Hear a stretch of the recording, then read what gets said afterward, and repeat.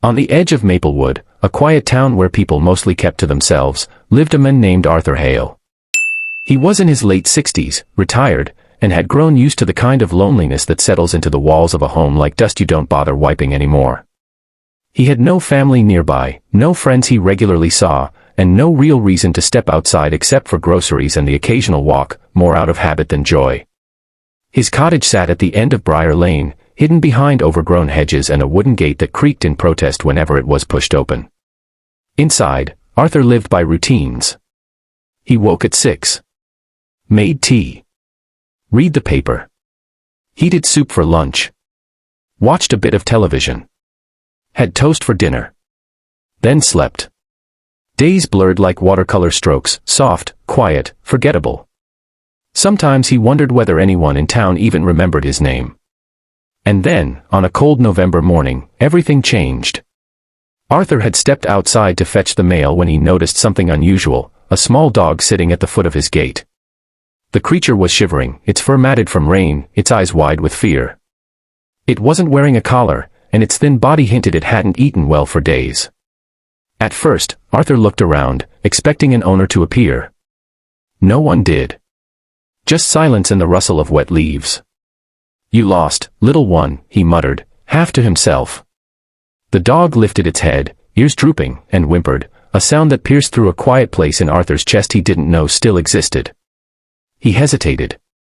He hadn't had a pet in decades.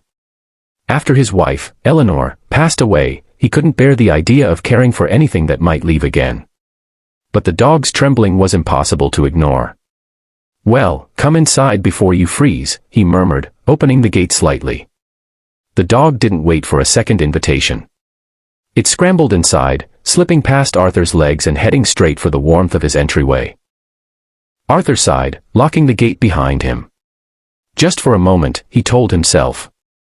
He brought out an old towel and gently dried the dog, who leaned into the warmth of his hands. The creature's ribs, too easily felt, made Arthur frown. He fetched a bowl and filled it with water, then warmed a bit of leftover chicken soup. The dog gobbled it down as though it hadn't eaten in days. "You poor thing," Arthur said softly. "Someone must be looking for you." But as the dog curled up against Arthur's feet, its eyes slowly closing in trust, something in Arthur softened. Loneliness, long woven into his days, cracked just a little. Throughout the afternoon, Arthur found himself glancing down at the dog, watching it sleep, stretch, yawn.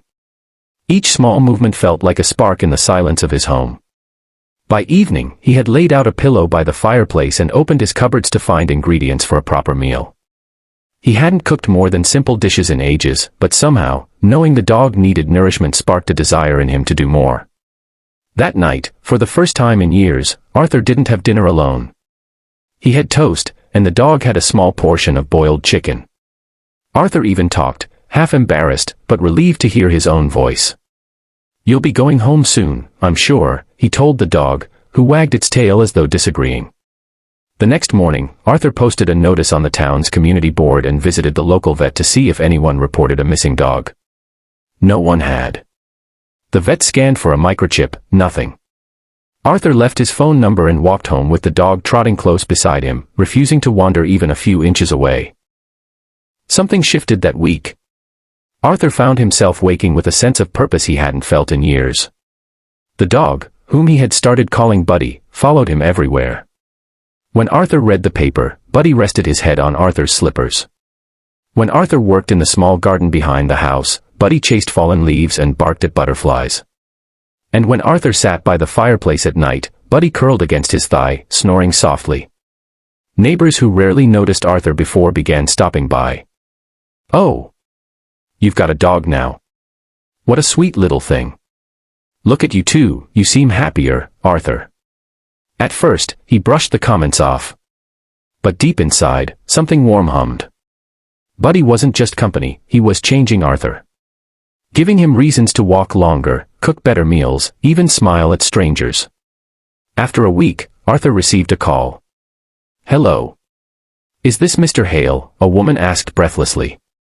"Yes. My name is Nina. I think you found my dog. A small brown spaniel mix." Arthur's heart dipped. Yes. I did. Oh, thank goodness, she exhaled. He ran off when I was visiting relatives here last week. We've been searching everywhere. Arthur swallowed hard, looking down at Buddy, who was happily chewing on a sock he had stolen. I can come now, Nina added. I'm only 20 minutes away. Of course, Arthur replied, though the words taste bitter. When he hung up, he knelt beside Buddy. Looks like you'll be going home, he whispered. Buddy tilted his head, tail wagging. Arthur stroked his fur with a trembling hand. He told himself it was silly, that Buddy wasn't his, that this was the right thing. Kindness meant returning the dog to his rightful owner. But the ache in his chest surprised him. He had grown used to silence, but now, silence felt unbearable again. A knock came sooner than expected. Nina stood at the door, eyes red from worry. The moment Buddy saw her, his ears perked up. His tail hesitated, then wagged, though not with the same excitement Arthur had seen during the week. Oh, Buddy, she cried, kneeling and wrapping her arms around him. Buddy licked her face, then glanced back at Arthur. Arthur forced a smile. He's been well. A bit skinny when he arrived, but he's eaten well this week. I can't thank you enough, Nina said, standing with Buddy in her arms. You've no idea what you've done for me. Buddy is the last thing my husband left me before he passed. Losing him felt like losing my husband all over again. Arthur blinked. I'm glad he's safe. Can I give you something? Money? A gift? No, no, Arthur said quickly. Just take good care of him. She nodded, tears shining. I will. Thank you. Buddy looked at Arthur one more time. Arthur reached out, giving the dog one last pat. Goodbye, Buddy. Nina carried him to her car. Buddy whined as she closed the door. Arthur stood on the porch long after the car disappeared down the lane. The house behind him felt colder than it had in years. Empty in a way that wasn't just loneliness, it was loss. Days passed slowly. Arthur returned to his routines, but the silence felt heavier. He still walked the path he used to take with Buddy, half expecting the dog to appear again. Neighbors asked about him. Where's your little friend? Back with his owner, Arthur would reply, trying to smile. One evening, just as he was settling into his chair, a knock echoed through the house. Arthur frowned, it was late. He opened the door cautiously. Nina stood there again, Buddy sitting politely at her feet. Mr. Hale, she began softly, I hope I'm not disturbing you. No, not at all. Is everything all right?